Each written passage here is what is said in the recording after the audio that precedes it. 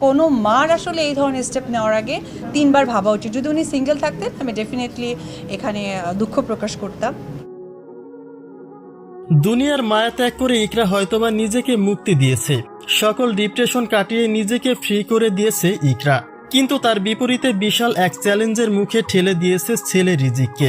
আলভি ও ইকরার একমাত্র সন্তানকে নিয়ে ঠিক এভাবে দুঃখ প্রকাশ করছিলেন অপু বিশ্বাস। যেহেতু উনি একজন মা, সুতরাং উনি কষ্ট পেয়ে উনি চলে গিয়ে ফ্রি হয়ে গেছেন, কিন্তু যাকে কষ্ট দিয়ে গেলেন এই দুঃখটা কার কাছে ভাগাভাগি করবে? সেখানে ইকরাকে তিনি তার নিজের সঙ্গে তুলনা দেন, কেননা দুজনের প্রেক্ষাপট ঠিক একই রকম। অপু বিশ্বাস সেখানে ইকরা ও ইকরার সন্তান প্রসঙ্গে আরো কি বলেছেন, চলুন তার বিস্তারিত জেনে নেওয়া যাক।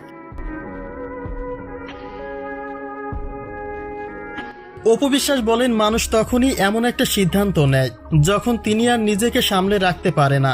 ইকরা এমন একটা পরিস্থিতির মধ্যে ছিল যেটা তাকে এই পথ বেছে নিতে বাধ্য করেছে, কিন্তু একজন মায়ের দৃষ্টিকোণ থেকে ইকরার এই সিদ্ধান্তকে ভুল বলেই আখ্যা দিয়েছেন অপু বিশ্বাস।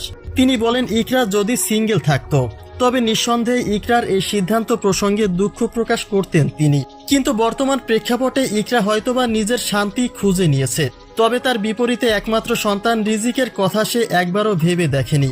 একজন মা হিসেবে এখন তিনি সন্তানের দিক থেকে দায়িত্বরত ছিলেন, কিন্তু তার এমন সিদ্ধান্তই ছেলেকে ঠেলে দিয়েছে এক অনিশ্চিত ভবিষ্যতের দিকে। একজন সন্তানের ক্ষেত্রে মায়ের অপূর্ণতা কখনোই পূরণ হয় না, তাহলে রিজিকের কথা কেন ভেবে দেখেনি ইকরা? সেই প্রশ্নটাই রেখে গেছেন অপু বিশ্বাস। তো আমি একটি কথাই বলতে চাই যে আসলে নিজের সুখের থেকে যখন কারো দায়িত্ব আমার কাছে চলে আসে তার সুখটা ইম্পর্টেন্ট। সাকিবকে হারিয়ে অপু বিশ্বাসও একটা সময় পুরোপুরি একা হয়ে পড়েছিলেন, কিন্তু তিনি এমন কোনো সিদ্ধান্তে পা দিতে সাহস করেননি, কেননা সন্তানের মুখের দিকে তাকিয়ে নিজেকে বাঁচিয়ে রাখাটাই গুরুত্বপূর্ণ মনে করেছিলেন অপু বিশ্বাস।